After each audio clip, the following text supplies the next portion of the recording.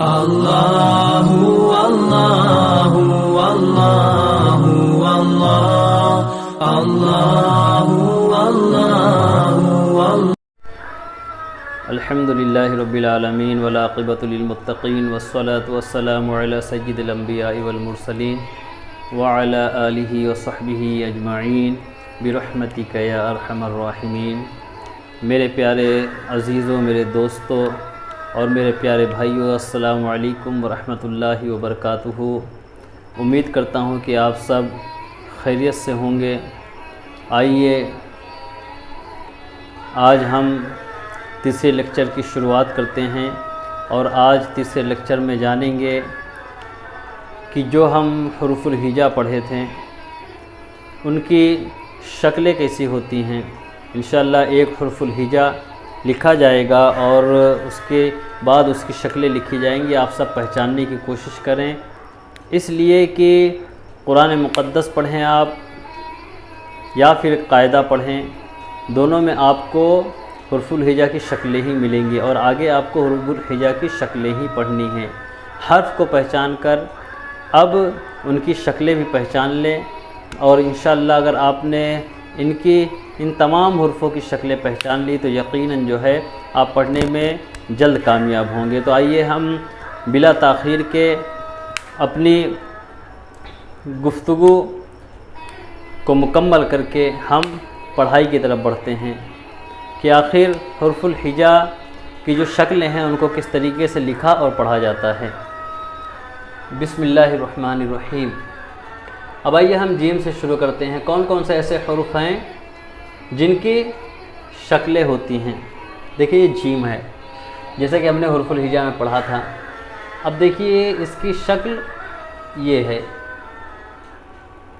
ये नुक्ता आ गया, जीम हो गया। अब अगर ये हर्फ किसी हर्फ के साथ में मिलकर आएगा तो किस तरीके से आएगा। देखिए ये इस तरीके से आएगा, जैसे अगर बा के साथ में आया तो देखिए इस तरीके से मिलकर आएगा।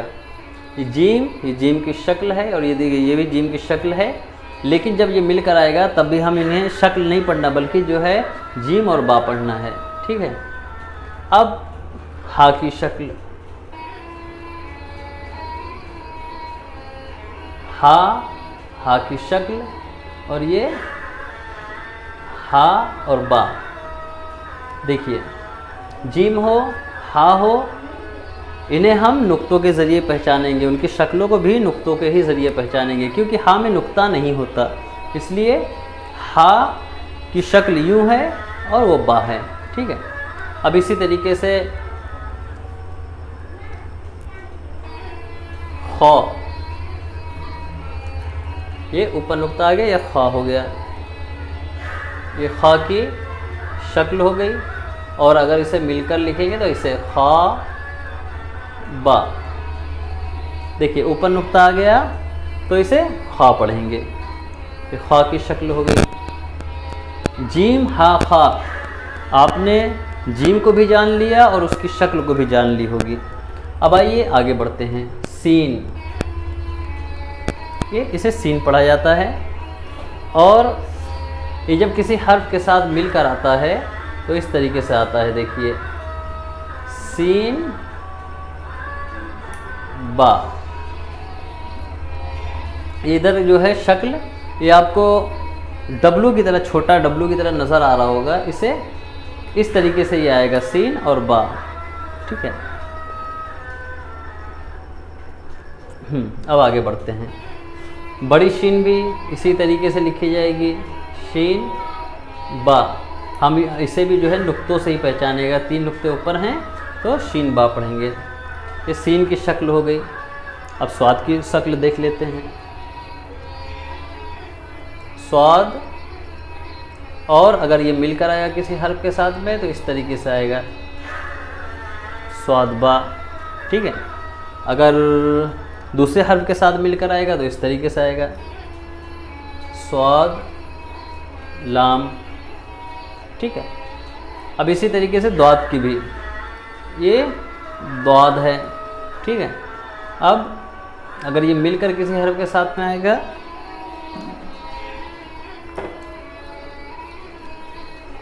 देखिए, अगर किसी हर्फ के साथ में मिलकर आएगा तो इस तरीके से आएगा, द्वाद बा, द्वाद लाम, द्वाद मीम, द्वाद नून। जैसे ही मिलकर आएगा तो इस तरीके से इसकी शक्ल होगी और आगे दूसरा हर्फ लिखा होगा। ठीक है। अब तो की शक्ल, तो में हर्फ ये नहीं बदलता है। अगर ये आएगा भी तो इस तरीके से कुछ मिलकर आएगा, जैसे तो और ये बा। देखिए, तो बा। अब अगर जो आया, जो, ठीक है, तो ये भी बदलता नहीं है, जो बा। ठीक है। अब देखिए, ऐन, ऐन, ऐन की शक्ल। ठीक है। अब ये इस तरीके से कुछ आएगा, ऐन बा मिलकर। देखिए, ये जो ऐन है ये ऊपर का हिस्सा इस तरीके से कुछ दूसरे हर्फ के साथ में मिलकर आएगा, ऐन। अब गैन भी इसी तरीके से, ये गैन हो गया, ये गैन की शक्ल हो गई, और ये गैन बा इस तरीके से कुछ आएगा, गैन बा। देख रहे हैं आप, मुझे थोड़ा क्रॉस हो रहा है लिखने की वजह से, थोड़ी प्रॉब्लम हो रही है, उसके लिए माफ़ी चाहता हूँ। लेकिन आप, मुझे उम्मीद है कि समझ में आ रहा होगा आपको। ये ऐन और गैन की भी शक्ल हो गई। अब आगे देखते हैं, अब फ़ा देखते हैं। आज हुरूफुल हिजा की इंशाअल्लाह पूरी मश्क कर लेंगे। आप सब देखकर जो है उसे समझने की, याद करने की कोशिश करें, फिर इंशाअल्लाह जो है आगे के हुरूफ भी पढ़ाए जाएंगे। गैन हो गया। अब फ़ा देखिए, फ़ा को जिस तरीके से हमने हुरूफुल हिजा में पढ़ा था, और फ़ा की शक्ल ये है। अब अगर ये किसी हर्फ के साथ में मिलकर आएगा तो इस तरीके से आएगा, फ़ा बा, फ़ा लाम। इसी तरीके से आगे हर्फ मिलते जाएंगे, लेकिन इनकी शक्लों को याद कर लीजिए कि जो ऊपर का हिस्सा होता है असल में वही इन हुर्फों की शक्ल होती है। ठीक है। अब क़ाफ़ देख लेते हैं। क़ाफ़ को जिस तरीके से हमने हुरूफुल हिजा में पढ़ा था, क़ाफ़ की शक्ल ये है, दो नुक्ते ऊपर होंगे। अगर ये किसी हर्फ के साथ में मिलकर आएगा तो जैसे क़ाफ़ बा। ठीक है, क़ाफ़ क़ाफ़ बा। अब लाम के बारे में पढ़ते हैं।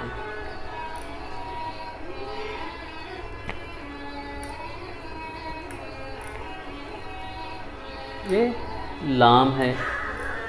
अगर ये किसी हर्फ के साथ में आएगा तो इस तरीके से कुछ आएगा, लाम बा। ठीक है। मीम, ये मीम है। अगर मीम किसी हर्फ के साथ मिलकर आएगा तो इससे आएगा कुछ, मीम बा, मीम ता, मीम सा, कुछ भी हो सकता है इसके साथ में। ठीक है। अब नून की शक्ल भी देख लीजिए, ये नून है। ठीक है। अगर ये किसी हर्फ के साथ में मिलकर आएगा तो कुछ इस तरीके से आएगा, नून बा। देखिए, हम इसे नुक्ते के ज़रिए पहचानेंगे। अब वाव, वाव जो है शुरू में किसी भी हर्फ के साथ में मिलकर नहीं आता और आखिर में आता है। अगर वाव आया, दाल, जाल, रा, ज़ा और ये वाव, ये चार हर्फ ऐसे हैं जो मिलकर नहीं आते हैं, बल्कि जो है हर्फ के आखिर में आते हैं, या अगर बीच में भी आता है तो उसके आगे कोई हर्फ जो है मिला हुआ नहीं होता है। ठीक है। इसलिए वाव को भी छोड़ रहे हैं हम। अब हो गया हमज़ा और या। देखिए, या और ये भी या। अब अगर आपको कुरान मुक़द्दस में या मिलेगा तो कुछ इस तरीके से मिलकर आएगा। देखिए, जैसे या अलिफ हो गया। अगर दूसरे हर्फ के साथ में आएगा तो या वाव हो गया, ठीक है। अगर ये वाला या आएगा तो कुछ इस तरीके से आएगा, बा या, ठीक है, बाया। नून या, इस तरीके से कुछ आएगा। तो मुझे उम्मीद है कि आप सब इस सबक में हुर्फ़ों की शनाख्त समझ गए होंगे कि किस तरीके से जो है हुर्फ़ों की शनाख्त होती है और इनकी शक्लें किस तरीके से पढ़ी जाती हैं। इंशाअल्लाह हम फिर जो है चौथी वीडियो में मिलेंगे। मुझे इजाज़त दीजिए। मैं माज़रत चाहता हूँ कि अगर जाने अनजाने में किसी भी तरह की ख़ता गलती हुई हो तो मौला अपने फ़ज़ल व करम से मुझे माफ़ फ़रमाए और मुझे हक़ कहने और आप सबको हक़ कहने की हक़ सुनने की तौफ़ीक़ अता फ़रमाए। अस्सलामु अलैकुम व रहमतुल्लाहि व बरकातुहू व मग़फ़िरतुहू।